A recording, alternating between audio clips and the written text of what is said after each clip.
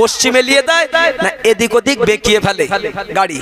আর এটাও পাশাপাশি ফলো রাখবেন, আমরা যাদের হাতে গাড়ির স্টারিং দিয়েছি আমাদের গাড়িটাও কোন দিকে যাচ্ছে।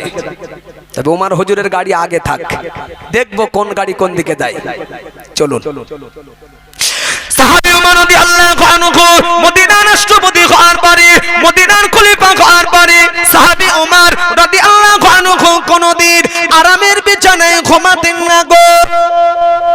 ও প্রাণ গভীর রাত নিঝুম রাত সাহাবী ওমর মদিনার অলিতে গলিতে অলিতে গলিতে হাঁটতেন। কেননা আমি ওমর মদিনার রাষ্ট্রপতি, মদিনার খলিফা, আমার রাজত্বকালে কোন একজন ব্যক্তি যদি কষ্টেতে রাত দিনটা কাটে, শুধু তাই নয় সাহাবী ওমর একদিন মদিনার মসজিদে নববী শরীফে বসে বসে সাহাবী ওমর একদিন এত কান্না কাঁদে, এত চোখের পানি ঝরায়, আমার নবী পাকের অন্যান্য সাহাবারা সাহাবী ওমরকে লক্ষ্য করে বলেছিলেন, ভাই ও ভাই ওমর, আল্লাহ পাক পৃথিবীর জমিনে 10 জন সাহাবাকে আল্লাহ জান্নাতের লকাব দিয়েছে।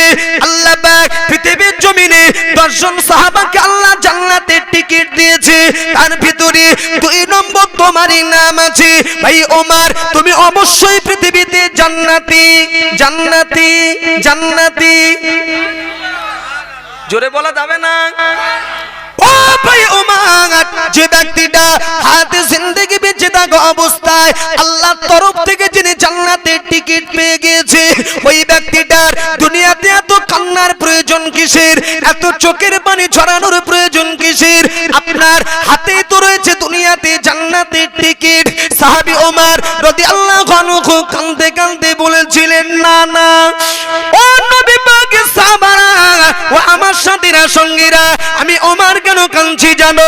আমি ওমর, আমি মদিনার রাষ্ট্রপতি, মদিনার খলিফা, আমার রাজত্বকালে কোন একজন ব্যক্তি যদি কষ্টেতে তার দিনটা কাটে, শুধু তাই নয় ফোরাত নদীর কূলে একটা কুকুরের বাচ্চা যদি নাকে মারা দেয়, ফোরাত নদীর কূলে একটা চতুষ্পদ জন্তু যদি অনাহারে মারা দেয়, কিয়ামতের ময়দানে আল্লাহর আদালত থেকে রাষ্ট্রপতি ওমর কখনো রেহাই পাবে না। আর একটু জোরে বলবেন না? আর একটু জোরে বলবেন না? ইস, তাড়াতাড়ি বলবেন, তাড়াতাড়ি বলবেন। ড্রাইভারের মাথায় যাত্রীর চিন্তা আছে? হ্যাঁ না জোরে বলা যায় না? আছে। ওহ, আমার পিরিয়ড চলছে, নেই কি করে বলবেন? আরে মানুষের কথা বাদ দাও, জনগণের কথা ফেলে দাও। আমার পিরিয়ডে, আমার সময়ে ফোরাত নদীর কূলে একটা কুকুরের বাচ্চা চতুষ্পদ জন্তু যদি ক্ষুধার তাড়নায় না খেয়ে অনাহারে যদি মারা যায়, কি তাকওয়া, কি আল্লাহর ভয়!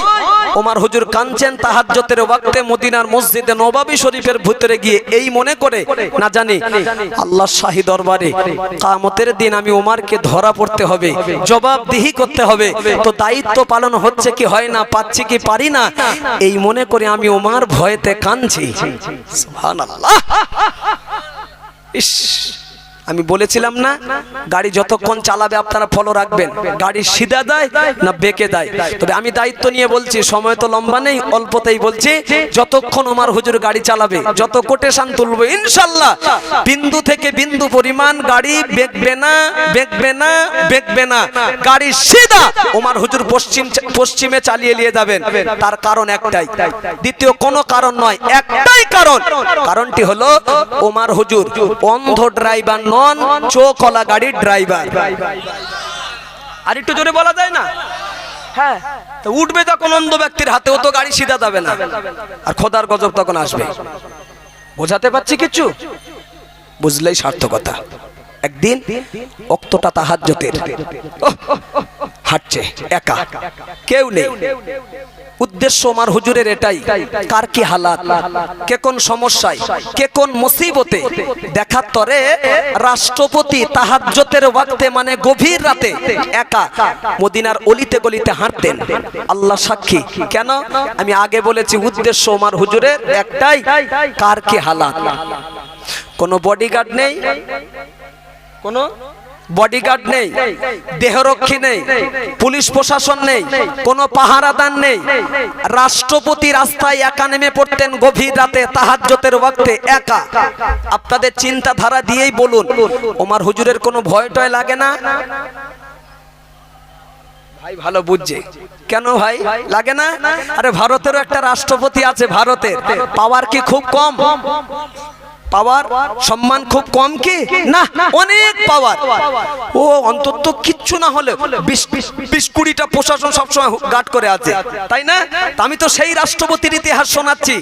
রাত্রেবেলা রাতের আধারে ঘুরতেন মদিনার অলিতে গলিতে। বলছি কোনো বডিগার্ড নেই, দেহরক্ষী নেই, পুলিশ প্রশাসন নেই, পাহারাদার নেই, একা রাষ্ট্রপতি রাস্তায় হাঁটতেন জনগণের হালাত দেখার জন্য। তাহলে রাষ্ট্রপতির ভয়টাই লাগে না? বাহ, সুবহানাল্লাহ জোরে বলুন। বলছে মুরব্বি বলছেন সাথে আল্লাহ আছে, তা ভয় কি? হ্যাঁ ঠিক বলেছেন, তাই না? আল্লাহ আমার সাথে নেই, আপনার সাথেও? হ্যাঁ, সবার সাথে আল্লাহ আছে। তাহলে এবার একটা কথা বলি, রাগ করবেন না, ক্ষমা চেয়ে বলছি, বাচ্চা মানুষ তো, যদি ভুল হয় তাহলে সেই সময় বলবেন।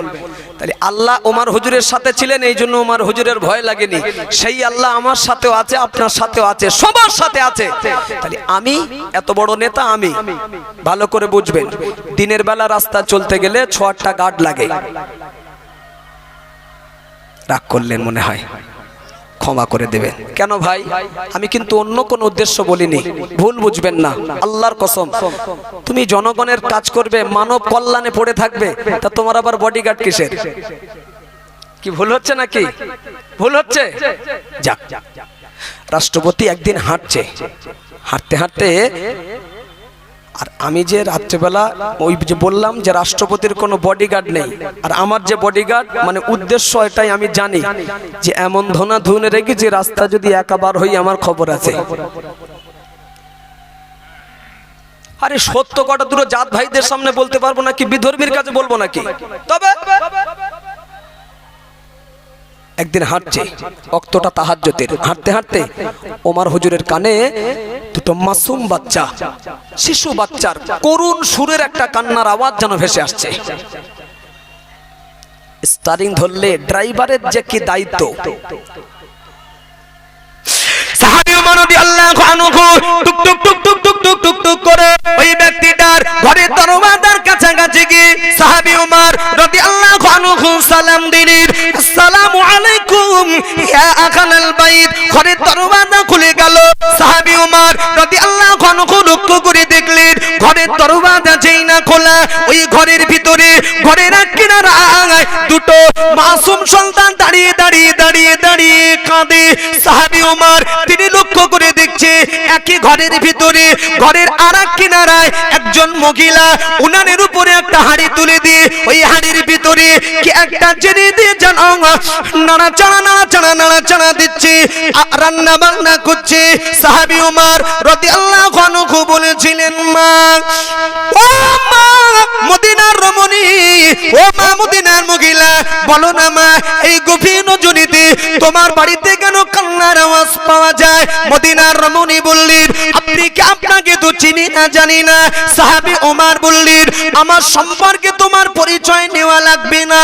ও মা মদিনার রমণী, এই গভীর রজনীতে যদি তোমার মানে কোনো বিপদ ঘটে যায়, বিপদের কথা কি বলা যাবে না মা?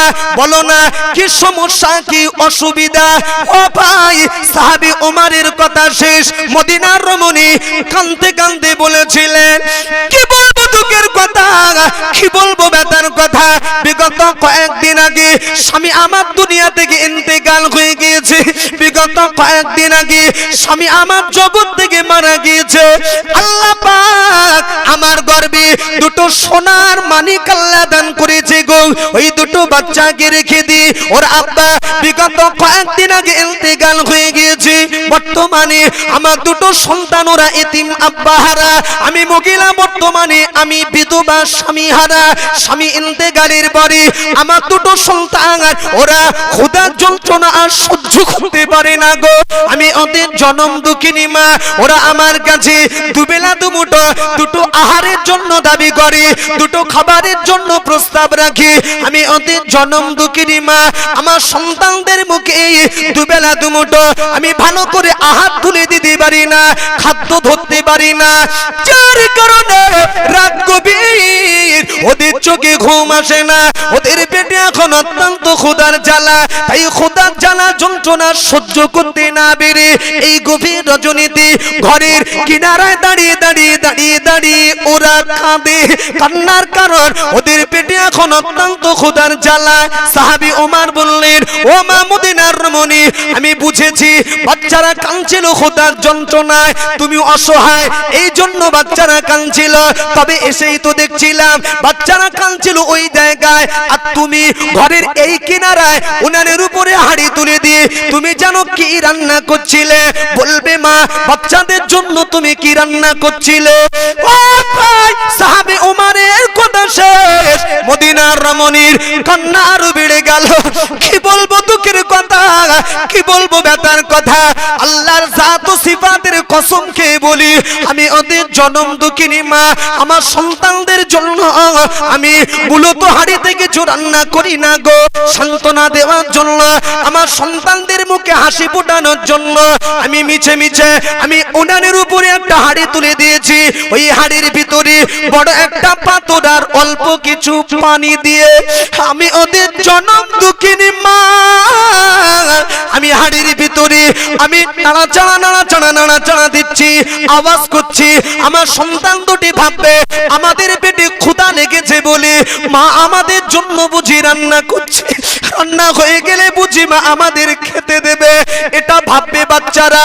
কিন্তু না, আল্লাহর জাত ও সিফাতের কসম, আমার উদ্দেশ্য এটাই, ওই হাড়িতে পানি আর পাথর ছাড়া কিছু তো নাই। আমি মিছে মিছে পানি আর পাথর নিয়ে আমি খেলাটা খেলবো। আমার উদ্দেশ্য বাচ্চারা বেশি রাত হয়ে গেলে জেগে থাকতে পারবে না, গভীর রাত হয়ে গেলে ওরা অটোমেটিক পেটেতে ক্ষুধার যন্ত্রণা নিয়ে হলেও ওরা আরামের বিছানায় ঘুমিয়ে যাবে। ওরা ঘুমিয়ে গেলে আমার বাহানা, আমার ছলনা আমি তখন বন্ধ করে দেব। তাই আপাতত ওদের চোখে ঘুম আসে না বলে আমি মা হিসাবে পানি আর পাথর নিয়ে আমি খেলাটা খেলছি সান্ত্বনা দেওয়ার জন্য। সাহাবী ওমর রাদিয়াল্লাহু আনহু শুনেই বলেছিল, মা, ও মা মদিনার রমণী, তুমি একই কথা আমাকে শোনালে বলো না মা। আমি ওমর, আমি মদিনার রাষ্ট্রপতি, মদিনার খলিফা, আমার রাজত্বকালে তোমার দুটো সন্তান ওরা যদি ক্ষুধার যন্ত্রণায় মারা যেত, কিয়ামতের ময়দানে আল্লাহর আদালত থেকে আমি ওমর কখনো রেহাই পেতাম না মা। ও মা মদিনার রমণী, একটুখানি ধৈর্যকে ধরা যাবে, সবরকে করা যাবে মা, দেখি আপনার জন্য কি ব্যবস্থা করা যায়। সাহাবী ওমর রাদিয়াল্লাহু আনহু এই কথা বলে ছুটে ছুটে নিজের ঘরেতে প্রবেশ করে এক বস্তা আটা রাষ্ট্রপতি তার মাথায় তুলে নিয়ে মদিনার রমণীর বাড়ি এসে বলেছিলেন, মা, ও মা মদিনার রমণী, এই আটার বস্তাটা আমি রেখে গেলাম মা, এই আটার বস্তা থেকে আটা নিয়ে তোমার সন্তানদের মুখে এখন রুটি রুজির ব্যবস্থা করো। ও মা মদিনার রমণী, আবার যদি কখনো প্রয়োজন হয় আমি ওমর আমার রাজ দরবারে চলে আসবে।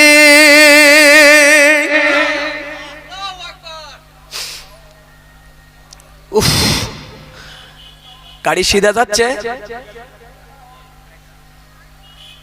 জোরে বলা যায় না, গাড়ি সিধা যাচ্ছে আলহামদুলিল্লাহ। ব্যাস, দেখবে যখন খোদার গজব আসবে। এই বক্তব্য যদি মাথায় নিয়ে যায় সময় হবে না, ধৈর্য আপনাদের কুলাবে না, আমি জানি। শেষ হয়নি এই বক্তব্য, এরপরেও আমি শেষ করতে বাধ্য হচ্ছি। শুরু থেকে এতক্ষণ ধরে বুঝিয়ে এসছি এটাই একটা পয়েন্টের উপরে।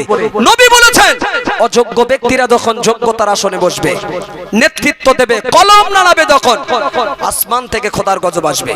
তাহলে চেয়ারে বসবে জ্ঞানী মানুষ, পেন থাকবে জ্ঞানী মানুষের হাতে, উঠবে যখন, ব্যাস। আমি পয়েন্ট রেখেছিলাম তো 5টা, একটা পয়েন্ট আমি শেষ হয়নি কিন্তু শেষ করতে বাধ্য হচ্ছি। আরো কটা আছে? চারটে। একটু একটু করে যদি টাচ না দিই আপনাদের মনে একটা ক্ষুধা থেকে যাবে, আমি ওই কাজটা করে দেব না। জি, এজন্য প্রথম পয়েন্ট শেষ। 2 নম্বর পয়েন্ট রেখেছিলাম, নবী বলেছেন মসজিদ মাদ্রাসা তৎসহ গরিব মানুষদের টাকা পয়সা যখন লুট বাত্তসাৎ করা হবে, মানে আমানতের মাল যখন খেয়ানত করা হবে, নবী বলেছেন আল্লাহর আসমান থেকে গজব আসবে। আপনাদের গ্রামের যা জামে মসজিদ, শোনেন এতক্ষণ যা ওয়াজ করেছি, গরিব মানুষের হালাত কি হচ্ছে না হচ্ছে ওদিকে আর যাব না, বাদ দেন। আপনাদের গ্রামের যে জামে মসজিদ, জুম্মা যেখানে হয়, মোজাক পাথর আছে ভিতরে, এখানে জুম্মা হয়? আলহামদুলিল্লাহ, আমি ভেবেছিলাম হয়তো ওয়াক্তিও তাহলে মসজিদ ভিতরে মোজাক পাথর আছে। আল্লাহ রাজি থাকলে ইনশাআল্লাহ আগামী যে দিন আসছে আমাদের সামনে, চেষ্টা যদি করি আল্লাহর ঘর মসজিদগুলোতে সব এসি হয়ে যাবে। বলুন ইনশাআল্লাহ, বলুন ইনশাআল্লাহ। হবে হবে, ভুল বুঝবেন না, আমি পয়েন্ট রেখেই তারপরে বলছি।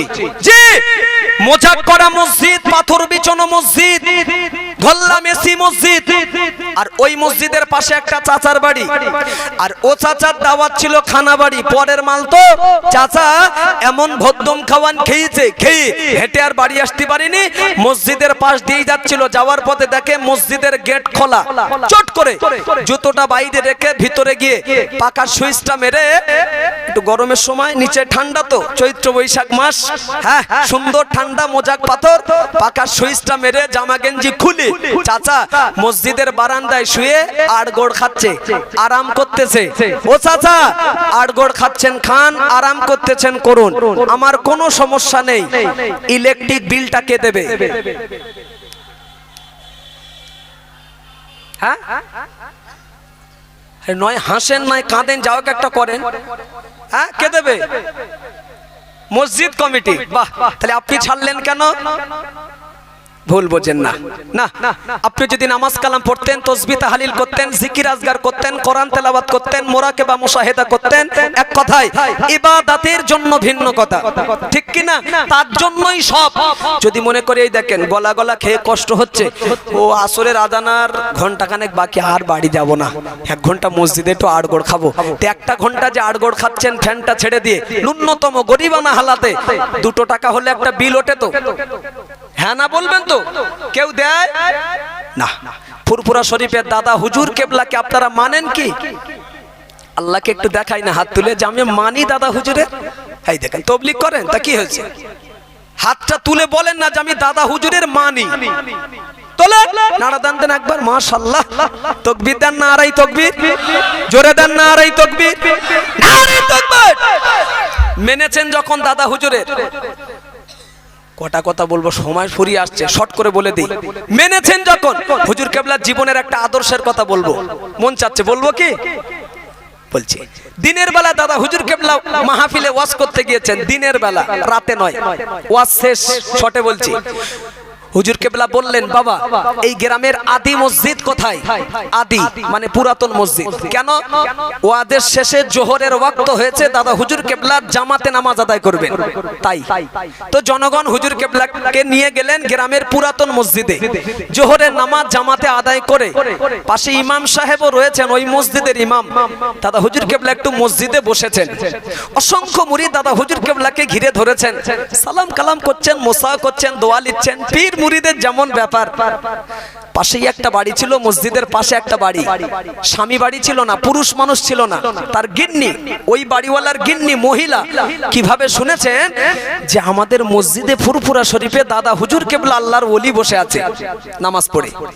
আচ্ছা তার মনটা খুশি হবে না? হ্যাঁ না বলবো, খুশি হবে না? দাদা হুজুরের কথা বলছি। আর আল্লাহর কি শান, ওই মহিলার একটাই বাচ্চা ছেলে, জন্মে থেকে কঠিন রোগী, অনেক ছোটাছুটি হাঁটাহাঁটি, কিচ্ছু হয়নি, তো আল্লাহর ওলির সন্ধান পেয়েছে আমাদের মসজিদে, দাদা হুজুর কেবলা এসে বসে আছেন। কি তার মনেতে জেগেছে, মসজিদের সাইড এসে হ্যাঁ আস্তে করে আদব রক্ষার্থে দাদা হুজুরকে লক্ষ্য করে বললেন, হুজুর আপনি যে এসছেন, আমার একটাই বাচ্চা এই রোগে আক্রান্ত জন্মে থেকে, এসছেন যখন আমার বাচ্চার জন্য আপনার হাতের একটা বরকতি তাবিজ দিয়ে যেতে হবে। কি দেবে বাবা? দাদা হুজুরের হাতের তাবিজ। আশা করা যায় বরকত আছে? হ্যাঁ দেখেন দাদা হুজুরের হাতের তাবিজ, বরকত আশা করতে পারি। আস্তে করে বললেন, বাবা হবে না। কেন? আমি ফকির মানুষ, খালি হাতে এসছি মা।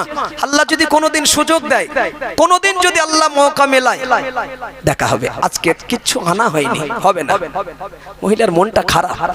না বললাম দাদা হুজুর না বলে দিলেন। ইমাম সাহেব পাশে ছিলেন, একটু ইশারা করলেন বাইরে থেকে যে আমার কথা তো হুজুর রাজি হচ্ছেন না তাবিজ দিতে, আপনি একটু বলেন যদি ইমামের সম্মান রেখে একটা তাবিজ দেয়।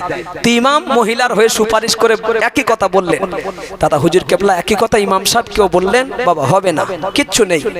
এখন ইমাম সাহেব জ্ঞানী মানুষ, শটে বুঝে নিয়েছেন যে খালি হাতে এসছে, খাতা পেন নেই, ফকির মানুষ, ফকিরি হালাত, তা লিখবে কি করে? ইমাম সাহেব বসেছিলেন মসজিদের ভিতরে। শোনেন আমাদেরকে দেখুন, শুধু মাথাটা ঘুরিয়েছে মেম্বারের দিকে, মেম্বারের দিকে তাকিয়ে দেখছে একটা খাতার পৃষ্ঠা আর একটা পেন পড়ে আছে। তাই এনে হুজুরের সামনে ফেলে দিয়ে বললেন, হুজুর এই খাতা আর এই পেন, একটা তাবিজ দেন। আর কোন সমস্যা আছে কি? যেটা বাহানা অজুহাত দাদা হুজুর কেবলার, সেটা ইমাম সাহেব হাজির করে দিয়েছেন। খাতা পেনটা সম্মুখে দেখে দাদা হুজুর কেবলা ইমাম সাহেবকে লক্ষ্য করে বললেন, বাবা ইমাম সাহেব, মসজিদের এই খাতা পেনটা তুমি পেলে কোথায়? সুবহানাল্লাহ বলবেন না? আমরা তো ভাবছি কি সূক্ষ্ম ব্যাপার, কি তাকওয়া, কি পরহেজগারিতা, কি আল্লাহর ভয়। ইমাম সাহেব বলেন, হুজুর মসজিদের মেম্বারে ছিল, মসজিদের টাকায় খাতা পেন কেনা, মেম্বারে ছিল, আমি তাই এনে দিয়েছি হুজুর, একটা তাবিজ দেন। তুমি মসজিদের খাতা পেন নিয়ে আমাকে তাবিজ করতে দিলে? মানানসই হয়নি, জোরে বলুন। দাদা হুজুর কেবলা বলছেন মসজিদের খাতা পেন নিয়ে তুমি আমাকে তাবিজ করতে দিলে? ইমাম সাহেব বলেন, হুজুর আপনি তো আল্লাহর কালাম লিখবেন, একটু পেনের কালি আর একটু কাগজের টুকরা অযথা নষ্ট হবে না, আল্লাহর কালাম ব্যবহার হবে, সমস্যা কি? একটা তাবিজ দেন, রিকোয়েস্ট করছি। আল্লাহর ওলি মুজাদ্দিদ জামান আলা হযরত দাদা হুজুর কেবলা রাহমাতুল্লাহ আলাইহি ওই সময় মসজিদের ইমাম সাহেবকে লক্ষ্য করে বলেছিলেন, না না ও বাবা মসজিদের ইমাম সাহেব, তুমি আল্লাহ পাকের কোরআন শরীফের আয়াতে কারিমাটা কি পড়ো নাই? মহান আল্লাহ বললেন, ফামাই ইয়ামাল মিসকালা দাররাতিন খায়রান ইয়ারা ওয়া মাই ইয়ামাল মিসকালা দাররাতিন শাররান ইয়ারা। ও বাবা ইমাম সাহেব, মহান আল্লাহ বললেন, পৃথিবীতে কেউ যদি যারা পরিমাণ কোনো ভালো কাজ করে দেয়, আল্লাহ আখিরাতেও তার বদলা দেবে। আবার যদি পৃথিবীর জমিনে যারা পরিমাণ কেউ যদি অসৎ কাজ করে দেয়, আল্লাহ কিয়ামতের দিন তারও প্রতিদান দেবে। ও বাবা ইমাম সাহেব, জনসাধারণের পয়সায় মসজিদের খাতা কেনা, জনসাধারণের পয়সায় মসজিদের পেন কলম কেনা, আমি আবু বকর ব্যক্তিগত মসজিদের খাতার পৃষ্ঠা নেব না। নারাই তাকবীর, জোরে দেন নারাই তাকবীর। আপনি ফ্যান ছেড়েছেন, রাগ করবেন না, ইলেকট্রিক বিলটা হিসাব করে দিয়ে দেবেন। হ্যাঁ, আপনার পীর হাত তুলে বলেছেন মানি, এজন্য কথাটা বললাম।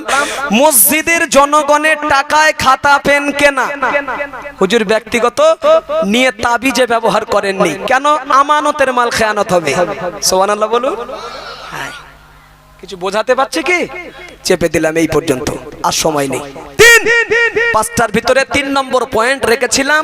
নবী বলেছেন, আমি শর্টে বলছি কিন্তু, যে পিরিয়ডে যে সময়ে মসজিদে বসে বসে দুনিয়ার গল্প শুরু হয়ে যাবে, মানে দুনিয়ার কথাবার্তা, হাট বাজার হবে, আসমান থেকে গজব আসবে। আল্লাহর রাস্তায় একটু জোরে বলবেন, মসজিদে হাট বাজার শুরু হয়েছে কি? হ্যাঁ, একটা হাদিস আবার শোনাচ্ছি, রেকর্ড করুন, জীবনে শুনবেন, আমলের নিয়ত করে শোনেন।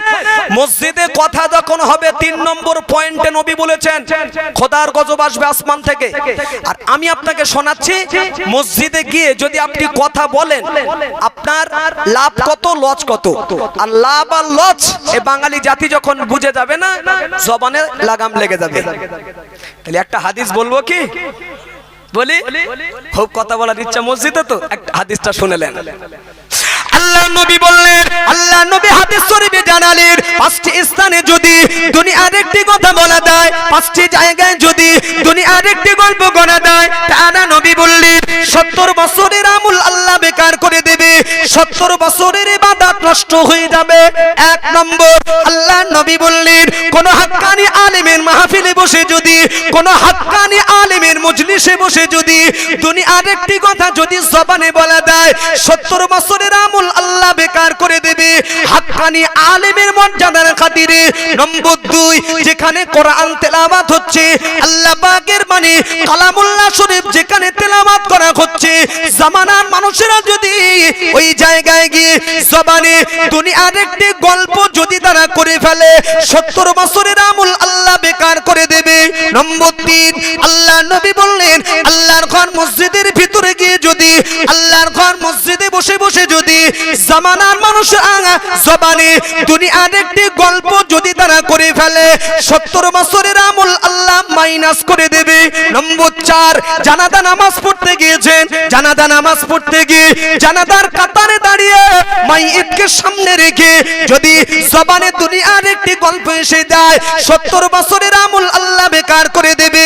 নম্বর 5, জানাজা নামাজ সমাপ্তি করে মাইয়িতকে কবরস্থানে নিয়ে গিয়েছেন দাফনের জন্য, আল্লাহ নবী বললেন ওই কবরস্থানে দাঁড়িয়ে যদি জবানে দুনিয়ার একটি গল্প যদি এসে যায়, 70 বছরের ইবাদত নষ্ট হয়ে যাবে।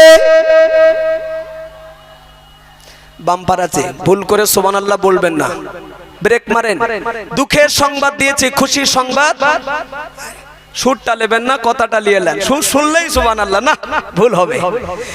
ব্যাখ্যা করলে এই হাদিসটা যদি আমি ব্যাখ্যা করি, আল্লাহকে হাজের নাজের জেনে বলছি, দীর্ঘ অন্তত 2.5-3 ঘন্টার ব্যবধানে এই হাদিসের উপরে কথা হবে ইনশাআল্লাহ, কিন্তু সময় নেই। 5টা জায়গার নাম শুধু বলে দিয়েছি, মাথায় রাখবেন। 5টা জায়গায় নবী বলেছেন দুনিয়াবি একটা কথা বললে, দুনিয়ার গল্প, রেজাল্ট, ফলাফল, আল্লাহ নারাজ হয়ে অসন্তুষ্ট হয়ে আমল নষ্ট করে দেবে। কত বছরের? 70 বছরের। 1 নম্বর শটে বলছি হাক্কানি আলেমের মজলিস, শুধু আলেম বলিনি, হাক্কানি আলেম। শুনে নেবেন পরে আলেম আর হাক্কানি আলেম পার্থক্য কি আছে। 2, যেখানে কোরআন তেলাওয়াত করা হয়, আল্লাহর কালামুল্লাহ শরীফ। 3, মসজিদে বসে বসে। 4, জানাজার কাতারে দাঁড়িয়ে, মাইয়ের যখন সামনে আসে কাতার সিধা করে দাঁড়াই না, ওই পিরিয়ডে। 5, জানাজা শেষ, যেখানে দাফন করা হয়, মানে গোরস্থানে গিয়ে।